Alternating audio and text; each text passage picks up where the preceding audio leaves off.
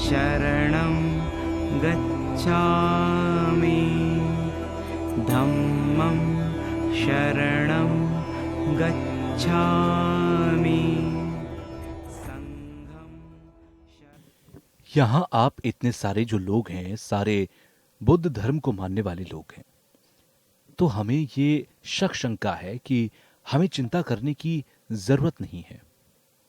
कोई जरूरत नहीं है, क्योंकि आपकी तपस्या से हमारी कठिनाइयां दूर हो जाएंगी। तो इसके लिए फिक्र करने की क्या जरूरत है? कोई जरूरत नहीं है। हमारे मन में आपके द्वारा कठिनाइयां दूर होने की भावना पैदा हो सकती है, लेकिन असल में ये गलतफहमी है, क्योंकि कठिनाइयों को दूर करने के लिए हमें कर्म की ओर देखना होगा।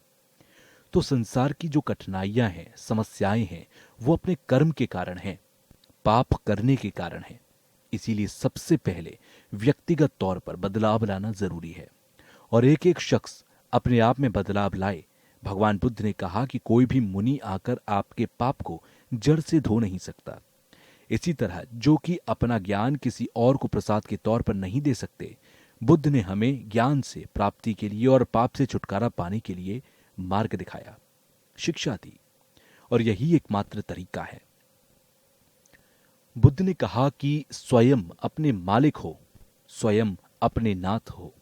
इसलिए व्यक्तिगत तौर पर प्रयास करना चाहिए, अपने में बदलाव लाया जाए, इसकी कोशिश करनी चाहिए। जैसे कि बौद्धाचार्य में कहा गया कि बौद्ध चित्त का अभ्यास करते हुए, बौद्ध चित्त की सवारी करते हुए इस ओर प्रयास करना चाहिए। प्रयास सिर्फ सुनने मात्र पर रखना चाहिए। यह सिर्फ समझने या सुनने से फायदा नहीं होता, इसमें महीनों सालों तक अभ्यास करते हुए जाना चाहिए।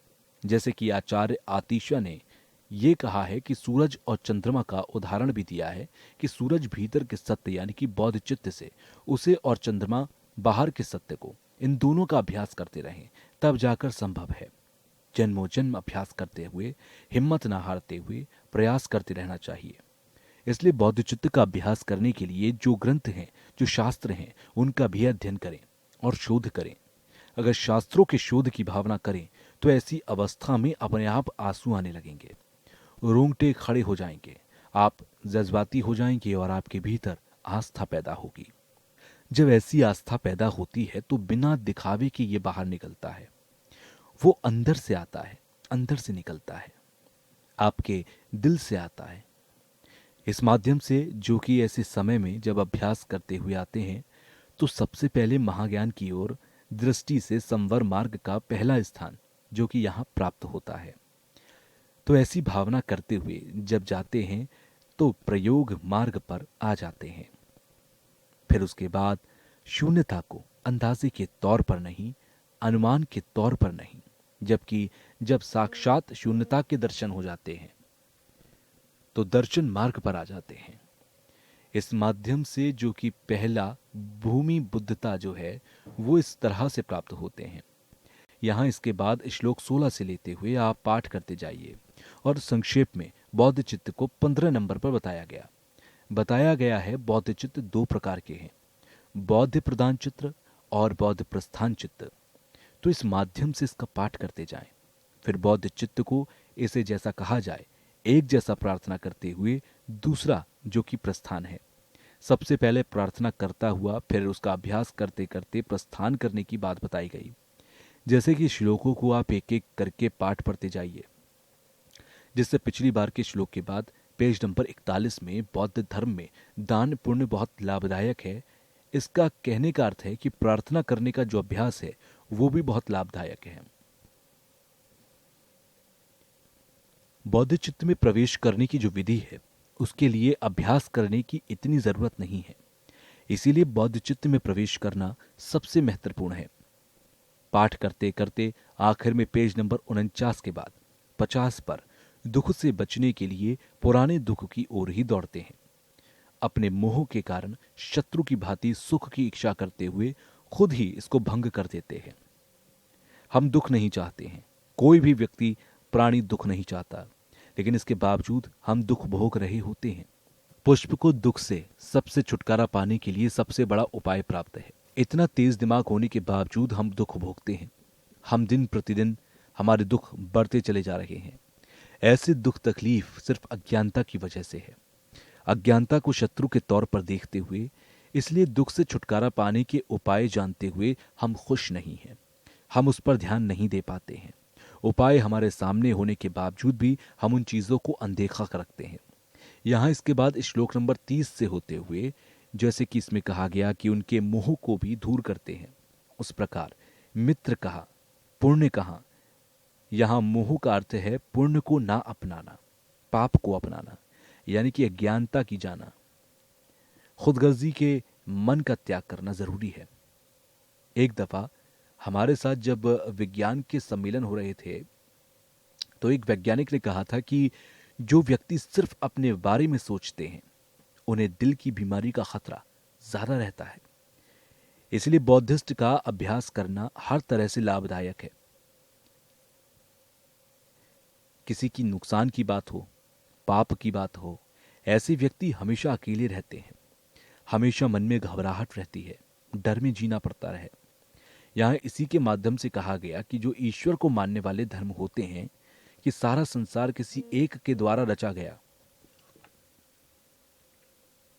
ऐसे मानने वालों की श्रद्धा एक तरह की है। तो ईश श्रद्धा में रहना भी अभ्यास है, अपने आप को परमात्मा का दास बनाकर जीना। तो ऐसे व्यक्तियों ने स्वार्थ कम होता है, तो अपने आप को भगवान का दास बना लेना। ऐसा ही भगवान बुद्ध के धर्म में भी शून्य के दर्शन या उसका अभ्यास कर स्वार्थ को कम किया जाता है। जो ईसाई धर्म के मित्र हैं, उनमें भी मैं ये चीज देखता हूं कि जब आस्था का अभ्यास करते हैं, तो इसकी वजह से आपाधापी के वजह से जीवन से छुटकारा पा लेते हैं। तो यही बात आज के समय में विज्ञान ने भी ऐसी चीजों को माना है, जिसके बाद एक एक करके पाठ करने की जरूरत नहीं है। जैसे कि कोई उपकार के बदले उपकार करे तो उसकी भी प्रशंसा होती है। कुछ लोग अहंकार की भावना या घृणा की दृष्टि से देखते हुए भोजन देकर महान बन जाते हैं, लेकिन ऐसे लोगों को सिर्फ कुछ देर ही सुख मिल पाता है।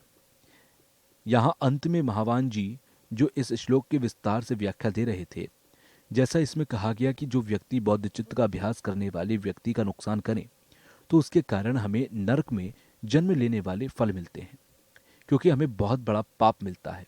पुण्य एक प्रमाण है, लेकिन पाप का प्रमाण नहीं होता है। खास करके तंत्रयान की दृष्टि से पुण्य बारीक मन से या सोच विचार के किए जा सकते हैं, लेकिन पाप सोच विचार या बारीक मन से नहीं किया जा सकता।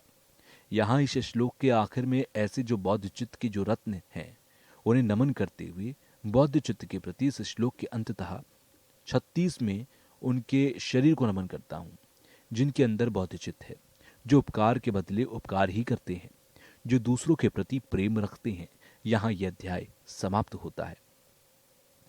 दूसरा अध्याय जो है वो है पाप द्वेषना। ये पेज नंबर 59 है। यहां बौद्ध चित्त को ठीक से अध्ययन करने के लिए मैं तथागत हूं, अर्थात बुद्धों की निर्मल और तरल के समान सागर के पुत्रों और बौद्धिस्टों की पूजा करता हूं। यह कहा गया है कि जैसे कि यहां बौद्धिस्ट का, बौद्ध चित्त का अभ्यास या ध्यान करने के लिए दो तरह की सोच जरूरी है। जो दो तरह की सोच बताई गई थी, वो शुरुआत में पैदा होने मात्र से भी, जैसे विधि के अनुसार पूजा पाठ या दीक्षा लेने की जब बात होती है, तो वो आप बुद्ध के आदेश के समक्ष भी दीक्षा ले सकते हैं,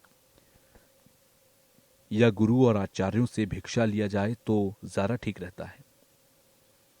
गुरुजन मनुष्य के रूप में होने के कारण असर पर फर्क पड़ता है। इसके अलावा उसे एक साक्षी के तौर पर भी माना जाता है। सबसे पहले यहाँ आचार्य नागार्जुन द्वारा यहाँ जो नमन है वो करते हुए, जैसे कि भगवान तथागत के लंका अवतार में ये कहा गया है कि आने वाले समय में कई तरह के ज्ञान, धर्म और सिद्धांतवादी हो सकते हैं, क्योंकि संसार एक धर्म और एक सत्य पर आधारित नहीं है। और हम आज के वातावरण को देखते हुए कह सकते हैं कि ये दुनिया, जगत जो है वो किसी एक धर्म या सत्य पर नहीं है, बल्कि अनेक धर्म और अनेक सत्य पर आधारित है। ये अनेक धर्म और सत्य में वास्तविकता की बात है। खास बात की जिन धर्मों में दर्शन और सैद्धांतिक लोग हैं, उनके अपने अपने सत्य हैं। जैसे आज हम दुनिया को देखते हैं, तो ये बात सच हो जाती है। व्यक्तिगत तौर पर अपना दृष्टिकोण धर्म या सत्य हो सकता है, लेकिन सामाजिक और सामूहिक तौर पर बात करें तो अनेक धर्म और सत्य को मानना पड़ेगा। और दूसरी बात कि भगवान बुद्ध के द्वारा सूत्र में यह कहा गया कि देवताओं के देवयान, देवताओं के धर्म या फिर मनुष्य के धर्म, ब्रह्मा के धर्म आदि कहे गए। और अमूमन दुनिया भर में जो धर्म है वो देवताओं का धर्म कहा जा सकता है, क्योंकि धर्मों का जो लक्ष्य है वो अभ्यास कर मन की शांति के लिए होते हैं, दूसरों की मदद के लिए होते हैं, करुणा मैत्री पर आधारित होता है, और फिर आने वाले जन्म में देवलोक में जन्म लेना और भगवान के दर्शन करना ईसाई धर्म में, इस्लाम धर्म में है। जहाँ तक भारत में हिंदू धर्म या सनातन धर्म की जो बात है, उसमें मन की शांति के लिए ध्यान समाधि की जाती है, और जब शांति के लिए ध्यान या समाधि करते हैं तो सांसारिक सुविधाओं को देवलोक में आशा किए जाते हैं, और फिर समाधाया फिर विपासना कर अपनी परंपरा को धर्म के ज्ञान को कहा जा सकता है। दूसरी बात, जहां तक बौद्ध धर्म में आत्मशून्य की बात है या उस दर्शन के माध्यम की बात है, अपने निर्वहन की मोक्ष की प्राप्ति के लिए या फिर सभी प्राणियों को मोक्ष की प्राप्ति हो, इस संकल्प से हो। बुद्ध की ज्ञान की प्राप्ति करना, जैसे कि लंका अवतार सूत्र में कहा गया कि ये सब बातें संसार में अंदाजा लगाने के लिए जरूरत नहीं है, ये सब हमारे आसपास यथार्थ है। भारत जैसे देश में हजारों वर्षों से सभी धर्म एक साथ एक मंच पर विराजमान है और सभी धर्मों को मान सम्मान मिल रहा होता है। आज के समय के मुताबिक इसकी जरूरत भी है। वर्तमान में यह हकीकत है। वर्तमान में जितनी भी परेशानियां कठिनाइयां होती हैं, जैसे आर्थिक समस्याएं होती हैं, शासन चलाने की समस्या होती है, ये सभी कर्म और कारण के कारण होती है। इन सभी समस्याओं का धर्म के माध्यम से समाधान करना चाहिए। लेकिन अगर धर्म ही समस्या बन जाए तो बहुत परेशानी वाली बात हो जाती है। इसलिए समाज में जितनी भी कठिनाइयां हैं, उन सभी का समाधान धर्म के माध्यम से शांत हो जाए। इसलिए सब एक साथ एक सूत्र में बांधते हुए हमारे भारतवर्ष की पहचान बनाए रखना भी बहुत महत्वपूर्ण है। इस विषय को बहुत गंभीरता से लेते हुए समझने की जरूरत है। बौद्ध चित्त दो सोच पर आधारित है। जैसे कि अलंकार में कहा गया है कि संकल्प लेने की जो बात है वो दूसरों के हित में होना चाहिए। दूसरों के हित में संकल्प लेने के लिए सभी प्राणियों को बुद्ध के ज्ञान की प्राप्ति हो, इस लक्ष्य से लेना चाहिए। इसलिए दूसरों के प्रति मन में अच्छी भावना रखनी चाहिए, अनुभव होना चाहिए, जज्बाती सोच होना चाहिए, जिससे कि किसी भी तरह से प्राणियों को परेशानी ना हो। बुद्ध के ज्ञान की प्राप्ति के लिए मन में जिज्ञासा रखते हुए शून्यता के दर्शन होना बहुत जरूरी है। शून्यता के दर्शन के लिए जैसे कि दो सत्य हैं, सत्य की पहचान होना बहुत जरूरी है। जैसे कि परमार्थ भारत का धर्म है, हर भारतीय का धर्म है। उसमें कहा गया कि निरात्मा में इंसान पर आधारित कर दो चीजें बताई गई। हालांकि वो विज्ञानवादी के दृष्टिकोण से जहां तक सांसारिक बुनियाद की बात है तो उसके बारे में बताया गया। फिर चंद्र कीर्ति के जो ग्रंथ हैं, दर्शन हैं, उसे देखते हुए दृष्टिकोण के मुताबिक उसी तरह नागार्जुन की माध्यमिक कर्णिका के 28वें विषय में बताया गया कि दिमागी तौर पर शास्त्र के अर्थ से कोई भी वस्तु अपने स्वभाव से तो वो किसी पर निर्भर नहीं हो सकता, यानी कि उसे किसी की जरूरत नहीं पड़ सकती। हम किसी वस्तु को कैसे देखें या किस वजह से देखें? अगर हम 4 सत्य के आधार पर देखें तो वो 4 सत्यों पर रखी नहीं जा सकती। तो ग्रंथों की दृष्टि से बताया गया है कि कोई वस्तु, सामान या चीजें अगर वो अपने स्वभाव से हैं तो उसे हम कैसे रखेंगे, क्योंकि वो किसी पर निर्भर है। ऐसे हालात में जो किसी पर निर्भर नहीं है वो अपने आप में बड़े हैं। ऐसे हालात में कर्म और फल को रखना भी नामुमकिन है। इसीलिए इन ग्रंथों का अध्ययन करते हुए शून्यता के दर्शन के प्रति विश्वास मिले। इसके बाद कर्म और फल के प्रति विश्वास बन सकता है। इसके बाद 4 आर्य सत्यों का वचन भी प्रामाणिक हो जाता है। तो यहां बुनियादी बात जो हम नहीं समझ पाते हैं कि अज्ञानता क्यों है, इसीलिए माध्यमिक दर्शन, प्रामाणिक दर्शन को एक साथ करके धर्म कीर्ति परमारवर्तिका ग्रंथ का अध्ययन करना बहुत जरूरी है, क्योंकि बुद्ध का जो ज्ञान है सबसे पहले उसके प्रति विश्वास होना पड़ेगा। बुद्ध के ज्ञान पर आपको पहले भरोसा करना होगा, बुद्ध के संदेशों पर, बुद्ध के वचनों पर, प्रवचनों पर। इसके बाद आचार्य और जो पंडित महापंडित हुए उनकी लिखी बातों पर आपको विश्वास करना होगा, बुद्ध पर यकीन करना होगा। तब जाकर आप अज्ञानता से दूर हो सकते हैं। आत्मविश्वास के तौर पर जानना जरूरी है। बिना पहचाने हम बौद्ध की प्राप्ति नहीं कर सकते। हमें खुद को जानना होगा, हमें खुद से जानना होगा, हमें बुद्ध को जानना होगा। खाली पुकार कर या आवाज मारकर बुद्ध की प्राप्ति हो जाए, ये संभव नहीं है। पूजा पाठ कर लेने से, बुद्ध का मंत्रोच्चारण कर लेने से, बुद्धम शरणम गच्छामि, धर्मम शरणम गच्छामि, ये कह देने से आप बुद्ध को प्राप्त नहीं कर लेंगे। बुद्ध को प्राप्त करने के लिए आपको 4 आर्य सत्यों से लेकर बुद्ध के वचनों में यकीन करना होगा, आपको भरोसा करना होगा, विश्वास करना होगा। उसके बाद काट छाट करके आपको खुद समझना होगा। आपको समझकर धर्म अपनाना है, आपको समझकर बुद्ध को अपनाना है। तो खाली पुकार कर या आवाज मारकर आप बुद्ध को प्राप्त कर लेंगे, ये संभव नहीं है। ग्रंथों के प्रति जिज्ञासा और शून्यता के प्रति आस्था होना बहुत जरूरी है। जो बुद्ध के धर्म के लिए आचार्यों ने, महापंडितों ने ग्रंथ लिखे हैं, आपको विश्वास करना होगा कि वो जो ग्रंथ हैं उसमें जो लिखी बातें हैं वो सत्य हैं। भले ही आप उसमें काट छाट कर, आप उसमें अपनी समझ से उसे समझने की कोशिश करें, लेकिन आपको अंततः विश्वास करना होगा अगर आप बुद्ध के होने चाहते हैं, अगर आप बुद्ध को पाना चाहते हैं। इसी से सारा उत्पाद है, यानी कि इन ग्रंथों से, इनकी ज्ञान से ही सारा उत्पाद है। शून्यता के प्रति आपको आस्था रखना बहुत जरूरी है। आपको शून्यता की ओर जाना है, इस बात पर आस्था रखनी होगी। ऐसा करने से स्वयं को विश्वास या भरोसा मिलेगा। जब आप ऐसा करेंगे तब आपको ये यकीन होगा कि आप बुद्ध की ओर बढ़ रहे हैं, आप शून्यता की ओर बढ़ रहे हैं। तो इसके लिए आत्मविश्वास होना बहुत जरूरी है। खुद इस पर भरोसा होना जरूरी है कि ग्रंथों में, बुद्ध के वचनों में सच्चाई है, शून्यता का मार्ग है। तब आप उसकी ओर बढ़ सकेंगे।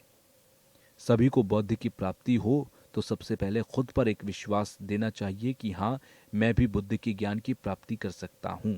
अगर आप चाहते हैं कि आपके आसपास सबको बुद्ध के ज्ञान की प्राप्ति हो, अगर आप चाहते हैं कि इस देश में, इस दुनिया में सब बुद्ध के वचनों को मान सकें, शून्यता की ओर बढ़ सकें, बुद्ध के वचनों में भरोसा कर सकें, बुद्ध के दिखाए मार्ग पर चल सकें, तो इसके लिए बहुत ज़रूरी है कि आप पहले खुद को भरोसा दिलाइए कि हाँ, आप बुद्ध के रास्ते पर हैं, आप बुद्ध की बताई बातों पर विश्वास करते हैं, आप बुद्ध के ज्ञान को पाना चाहते हैं।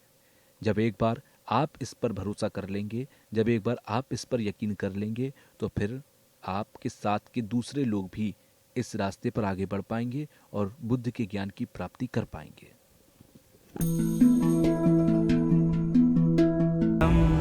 शरणं गच्छामि, धम्मं शरणं गच्छामि,